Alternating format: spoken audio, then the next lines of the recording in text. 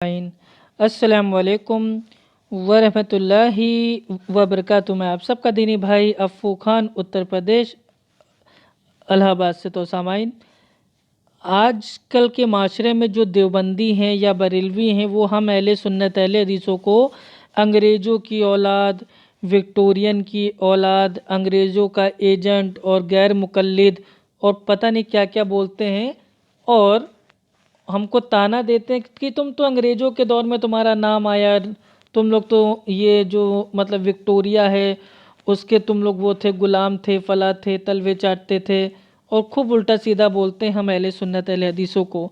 लेकिन आज इंशाअल्लाह मैं हनफी जो देवबंदी हैं उनके जो अकाबिर हैं, मौलाना अशरफ अली थानवी हनफी देवबंदी, उनकी जो अल मलफूज़ हकीमुल उम्मत है, उससे आज इंशाअल्लाह मैं साबित करूँगा कि अशरफ अली थानवी साहब वो खुद मलिका विक्टोरिया की खूब तारीफ़ें करते थे। आइए, अशरफ अली थानवी वो फरमाते हैं कि मलिका विक्टोरिया वो एक अच्छी औरत थी, होशमंद औरत थी, यानी कि वो अकल से काम करती थी, होश से काम करती थी, और एक दानिशमंद औरत थी, यानी कि जो उसका उसका जो माइंड था ना, दिमाग बहुत ही अच्छा था, खुला हुआ था, दानिशमंद औरत थी, और तबीयत में ख़ास दर्जे का हुक्म और रियायत थी। अल्लाह अकबर। और थानवी साहब के ख्वाब में भी हो सकता आती होगी। तो ये है भैया, देखिए अशरफ अली थानवी अपनी अपनी जो मलफूज़ जो हकीमुल उम्मत है उसमें मलिका विक्टोरिया की जो तारीफ़ है वो करते हैं। तो अब आप बताइए, अब अगर हम कभी ज़िंदगी में महारानी विक्टोरिया की ना तो हमने कोई तारीफ़ की, ना हम उनके ग़ुलाम हैं, ना उनकी चमचागिरी की, हमने कभी कुछ नहीं किया, तो लोग हम पे इल्ज़ाम लगाते हैं तुम तो विक्टोरियन की औलाद हो, अंग्रेज़ों के दौर में नाम तुम्हारा भैया वो कानूनी तौर से रजिस्टर्ड हुआ, तुम लोग तो अंग्रेज़ का एक लाया हुआ फितना हो।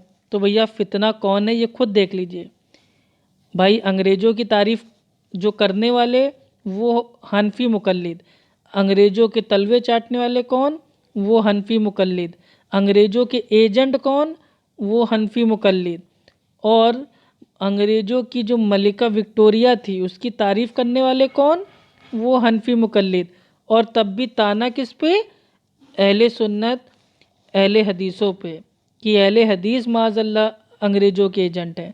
हम कोई एजेंट नहीं है, बल्कि जो हनफी मुकल्लिद अंग्रेज़ों के तलवे चाटते थे, अंग्रेज़ों ने उनको दो टुकड़े में बांट दिया, और वो बरेलवी देवबंदी दो फ़िरक़ों में बट गए, और जो अपना दीन इस्लाम था, मुसलमान था, वो कमज़ोर पड़ गए फ़िरक़ों में बटने की वजह से। लेकिन उसके बावजूद भी अशरफ अली थानवी मलिका विक्टोरिया की खूब तारीफ़ कर रहे हैं कि वो जो औरत थी बहुत अक्लमंद थी, दानिशमंद थी, और होशो हवास से काम करती थी। अब तो आप समझ गए होंगे ना कि मलिका विक्टोरिया की तारीफ़ आखिर क्यों की जा रही है, और एक्चुअल में मलिका विक्टोरियन की औलाद कौन था, अंग्रेज़ों की पैदावार कौन था, अंग्रेज़ों का एजेंट कौन था, अंग्रेज़ों की माज़ल्लाह जो दलाली है वो कौन करता था। ये सब हम नहीं कहेंगे, ये तो जो हमारे ऊपर जो इल्ज़ाम लगाए जाते हैं उसका इल्ज़ामी जवाब हम अपने देवबंदी फ़िरके के लोगों को उनकी अशरफ अली थानवी साहब की कलम से दे रहे हैं। हम कुछ नहीं कह रहे, ना हम दलाल कह रहे हैं, ना अंग्रेज़ की औलाद कह रहे हैं, ना पैदावार कह रहे हैं। जो जो इल्ज़ाम हमारे ऊपर हैं वो सबसे पहले जाएंगे हनफी आलिमों के ऊपर, जिन्होंने अंग्रेज़ों की तारीफ़ें की, उनकी फर्माबरदारी की। ठीक है, तो इतना ही आपको बताना था कि भैया जिसके घर खुद शीशे के होते हैं वो दूसरों के घर पे पत्थर कभी नहीं मारते। ठीक है, तो आइंदा से ऐसा आप भाई वो ना कीजिए, और ये फ़िरकेबाजी छोड़ के अल्लाह सुब्हान व तआला की जो रस्सी उसको मज़बूती से थाम लीजिए।